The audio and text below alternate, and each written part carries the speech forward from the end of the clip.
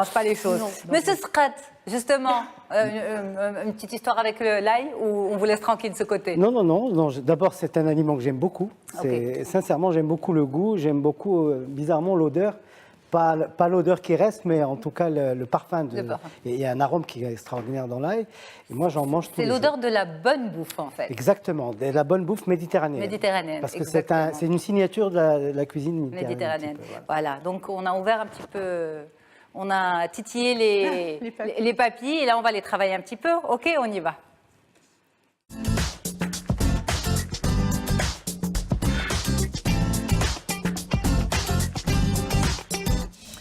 Monsieur Mostafa Scrat, merci beaucoup d'être avec nous. Vous êtes donc, je rappelle, fondateur DG du cabinet conseil RH Leadership. Le coaching des dirigeants, de quoi nos dirigeants ont-ils besoin? Quelles sont leurs principales demandes?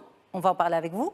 Mais d'abord, est-ce qu'ils ont besoin d'être coachés? Est-ce que lorsqu'on est patron, on a quand même besoin d'être coaché? C'est, on va dire, la question principale, initiale, peut-être. On l'a posée à un expert et on revient pour continuer la discussion avec vous. Mohamed Berada, je représente la société Crestcom. On est spécialisé dans le développement des compétences en management et en leadership. Il y a quelques semaines, je suis appelé par un ami à moi. Il me dit, notre société a connu des hauts et des bas et en ce moment, ça ne va pas très bien. Et je pense que mon patron y est pour quelque chose, je voudrais que tu le rencontres. Je dis, ok. On rencontre son patron, il me dit, ben voilà, je dirige cette société depuis 30 ans. Maintenant, on a quelques difficultés. Je dis, est-ce que je peux vous poser une question directe? Il dit, allez-y. Je dis, est-ce que vous considérez que vous êtes un professionnel dans tout ce que vous faites? Il me regarde et me dit, ben oui, bien sûr, oui, absolument. Oui, je suis un vrai professionnel. Je dis, et comment vous savez? Il me dit, ben c'est simple, je sais tout ce qu'il faut savoir pour bien faire mon travail et je le fais depuis 30 ans. Un vrai professionnel n'aurait jamais dit ça, n'aurait jamais dit, je sais tout ce qu'il faut savoir. Et moi-même qui suis dans le coaching, je me suis vu récemment demander expressément un coaching à un confrère. En fait, je menais une mission avec un coach et à la sortie à un moment donné de la mission, il me dit, est-ce que je peux être honnête avec toi et te dire quelque chose? Je dis, bien sûr. Il me dit, tu ne me fais pas de retour régulièrement sur l'avancement de la mission. C'est toi qui as le contact avec le client. Et je suis toujours là à te demander où est-ce que ça en est, qu'est-ce qu'il t'a dit. Et en fait, je lui dis, je crois que tu viens de pointer du doigt quelque chose qui m'accompagne depuis de très très longues années. Et il me dit, bah, ça s'appelle le feedback. Le feedback, c'est donner régulièrement un retour aux gens qui sont partie prenante dans ce qu'on fait. Et voilà, je pense que la morale de cette histoire, c'est que même un coach a besoin d'être coaché. Donc ça veut dire que tout le monde a besoin d'être coaché, si on comprend bien, monsieur Mostafa Scrat. Oui. Que l'on soit patron ou pas. Tout à fait. En fait, quand on parle de coaching du dirigeant, le dirigeant en général ne nous consulte pas pour le faire du coaching. Parce qu'à la base, déjà, on est des consultants. Nous sommes des consultants. Mais très souvent, quand on va en entreprise, la question qu'on pose toujours, c'est est-ce que le dirigeant fait tout ce qu'il faut justement pour que ça se passe bien chez lui? Et très souvent, il n'en est même pas conscient lui-même. Donc, avec un processus, on arrive vers lui et on se dit peut-être qu'il faut commencer par vous avant d'aller voir les collaborateurs, etc. Donc, ils ne viennent jamais d'eux-mêmes? Pas jamais. Maintenant, alors, il y a une évolution quand même dans le marché. Parce que quand même l'avènement du coaching du dirigeant c'est quelque chose d'assez récent, on va dire les 10 dernières années dans le monde, c'est beaucoup plus, c'est arrivé beaucoup plus avant nous. Mais la conscience des dirigeants d'être coachés, et par des Marocains, parce que je souligne quand même ce point, est assez récent. Parce qu'il fallait quand même Avant, vous avez confiance plus à ceux qu'on va ramener de l'étranger, voilà, qu'ils ont plus d'expertise. Voilà, exactement. On était bien sûr sur des références à l'international, ce qui est normal, parce que les premiers qui ont bénéficié de coaching, ce sont les cadres de grandes entreprises et multinationales. C'est ça. Et donc, nous-mêmes, nous sommes un petit peu des enfants des multinationales. C'est pour ça qu'on a gardé ces relais et que finalement, du consulting, qu'on a commencé à faire du coaching aussi, sachant que le coaching n'est pas le consulting. Le consulting, c'est du conseil. Alors que le coaching, on ne donne pas de conseils, on écoute, on questionne et on aide la personne à trouver elle-même les réponses. Et c'est beaucoup plus puissant que de venir avec des recettes toutes faites. C'est ça. Alors, maintenant, lorsque ce sont ces patrons qui viennent vous voir pour un accompagnement, qu'est-ce qu'on vous demande en général? Est-ce qu'il y a quelque chose qui ressort de façon générale en termes de besoins chez le top management? Ben, c'est comme le sujet. En général, on nous appelle parce que ça ne va pas. Parce que l'entreprise a des difficultés, d'abord commerciales ou financières, c'est ça le premier point, ou des difficultés de plus en plus relationnelles ou de gestion de relations entre les collaborateurs et la direction. Et de plus en plus, c'est le cas parce qu'aujourd'hui, les gens sont de plus en plus conscients de leurs droits. Donc la notion d'autorité a changé. Et donc forcément, beaucoup de dirigeants ont compris très vite qu'il y a un travail à faire sur eux-mêmes et ça part de là. Pour imposer une forme d'autorité, mais de façon déguisée. En tout cas, pour pouvoir avancer dans leurs objectifs en étant autrement que ce qu'ils sont aujourd'hui. C'est ça. Voilà, mais voilà, vous l'avez dit, c'est surtout pour des difficultés au sein de l'entreprise, mais est-ce qu'il arrive parfois que des patrons vous appellent en pointant directement du doigt une problématique personnelle? C'est beaucoup plus rare, mais ça arrive. Ça arrive. C'est beaucoup plus rare quand il s'agit de patrons qui ont vu un de leurs collaborateurs être coaché et qui a modifié son comportement. D'accord. Et donc, du coup, très souvent, il nous est arrivé de voir de coacher un comité de direction, c'est-à-dire un directeur financier, un directeur commercial. Et un jour, le président dit, mais tiens, et moi, est-ce que je peux bénéficier de la même chose? Bien sûr. Est-ce que vous êtes en quelque sorte, vous êtes en train de devenir en quelque sorte les psy accessibles des dirigeants? D'abord, les dirigeants... L'oreille attentive des dirigeants. Peut-être pas psy parce qu'il y a une différence quand même oui, fondamentale. C'est un raccourci que je fais en disant. Oui, le raccourci. D'ailleurs, comme on dit chez nous, de manière très simpliste, mais vous ne m'en veuillez pas, le psy c'est pour regarder le passé et le coach c'est pour travailler sur le présent et l'avenir. D'accord? Donc ça c'est juste une façon de clarifier les choses. D'ailleurs, le psy ou le psychologue, le psychiatre, et en général accompagne aussi le processus de coaching. En ce sens que des fois, nous, on se rend compte qu'il y a des choses qu'on ne peut pas, nous. C'est ça, bien sûr. Notre métier, on nous a appris à détecter les aspects sur lesquels nous n'avons pas le droit de toucher parce que ça comporte un risque pour la personne. Et à ce moment-là, on signale au superviseur et on se concerte avec lui. Soit il nous recommande de recommander au client de faire une analyse psychanalytique en parallèle avec le coaching. Une psychothérapie.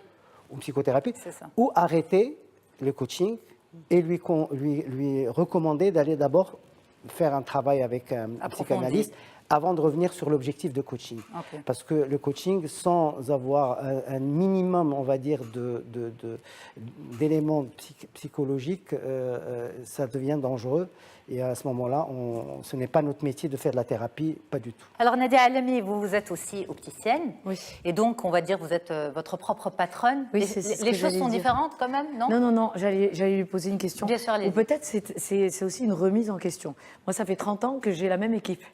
On est au sein de mon entreprise d'optique et j'ai comme l'impression, surtout depuis l'année dernière, que ma relation avec eux a changé, que eux aussi ça a changé et que même la manière de nous comporter avec le patient est complètement différente qu'avant.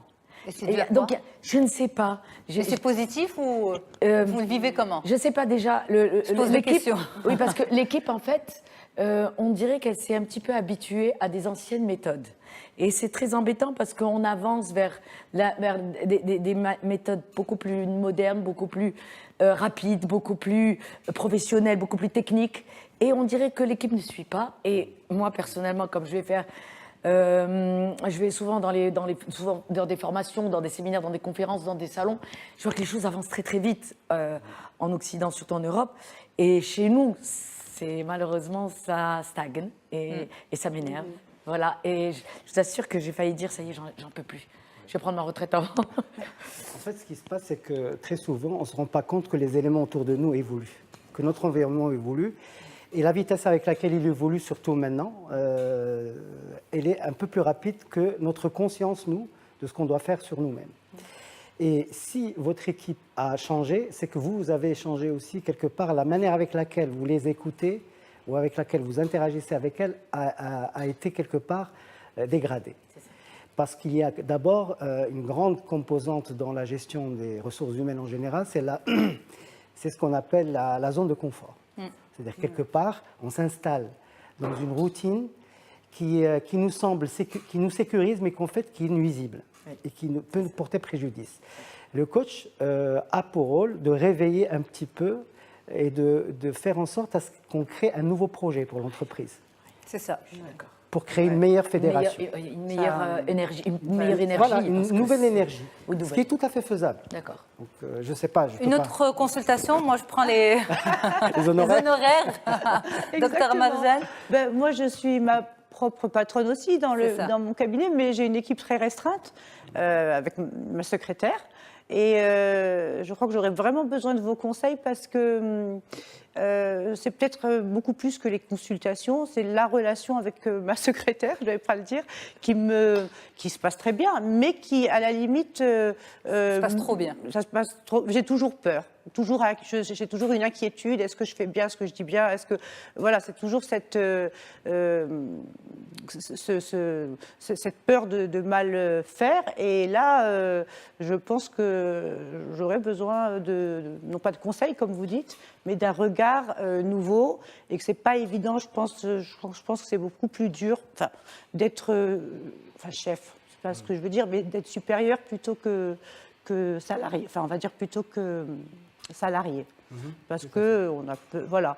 Après, ce que je voulais dire, c'est que c'est bien parce que ça demande quand même des fois, vous devez réveiller chez les dirigeants des blessures d'ego, parce que ça demande une humilité Dans le palmarès, l'ego est le premier ennemi de la femme ou de l'homme de pouvoir. Ouais, c'est ça. Parce que c'est très difficile de taire son ego quand on a quand même un certain charisme, C'est-à-dire, il y a beaucoup de dirigeants qui sont naturellement leaders aussi. Oui. Donc, il faut respecter ça en eux. Il faut pas parce qu'il y a des fois des pratiques qui ne sont pas tout à fait contraires.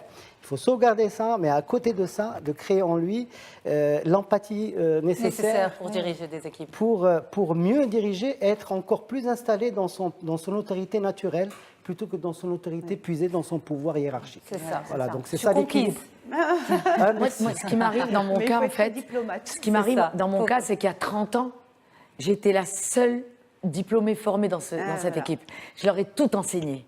Pour moi, aujourd'hui, après 32 ans, je me rends compte qu'ils sont toujours c'est-à-dire comment je vais vous dire, ils n'ont pas pris la liberté d'exercer par eux-mêmes. Il fallait toujours demander est-ce que c'est bien, est-ce que c'est pas bien, est-ce que je le fais comme ça, est-ce que je le fais. À un moment, ça y est, je dis mais c'est pas vrai, vous posez encore les mêmes questions. Vous comprenez? Peut-être, comme vous dites, j'ai été le leader assez présente, même trop présente. Peut-être, j'ai pas su leur faire confiance au début et je voulais faire à leur place aussi. Et aujourd'hui, la moitié des choses, ils ne peuvent pas encore. Mais je dis quand même, après 32 ans... Après l'ego, c'est la délégation. Ouais. Voilà. C'est qu'un manager, très souvent, et on apprend tous à être manager, on n'est pas né manager. On peut naître leader, mais manager, c'est plus compliqué. Le leadership peut être un peu naturel, mais ça se travaille aussi, attention, ça se travaille. Mais on a d'autres sujets qui arrivent, et on a surtout des questions de téléspectateurs. On va en prendre qu'une seule, parce que par manque de temps, justement. Alors, c'est Aya qui vous demande, les séances de coaching dirigeants sont-elles confidentielles? Alors, nous, on signe d'abord ce qu'on appelle un NDA, Non-Disclosure Agreement, c'est-à-dire on signe un accord de confidentialité dans les deux sens. Ok. Parce que très souvent, le coaché lui-même n'est pas très... Il y a des gens qui sont différents, il y a des gens qui n'arrivent pas à contenir. La confidentialité est on n'a pas de serment d'Hippocrate. La profession, malheureusement, n'est pas encore organisée suffisamment. Mais il y a quand même beaucoup de coachs qui sont très, très à cheval sur l'éthique et sur la confidentialité. Et même la confidentialité, quand on a une mission qui est payée par une entreprise pour un collaborateur. Bien sûr. C'est-à-dire que vous n'allez pas raconter à l'entreprise ce qui se passe avec le collaborateur. On a des normes qui permettent de donner un bon feedback, comme vous avez vu dans le sujet, sans pour autant dévoiler des aspects très privés de la personne en question qui est collaboratrice. Merci beaucoup. Je vous en prie. Merci beaucoup d'avoir répondu présent à l'émission et puis à toutes les questions, justement. On continue l'émission ensemble, si vous le permettez, Monsieur Scrat. Et on va retrouver tout de suite notre femme inspirante de cette semaine.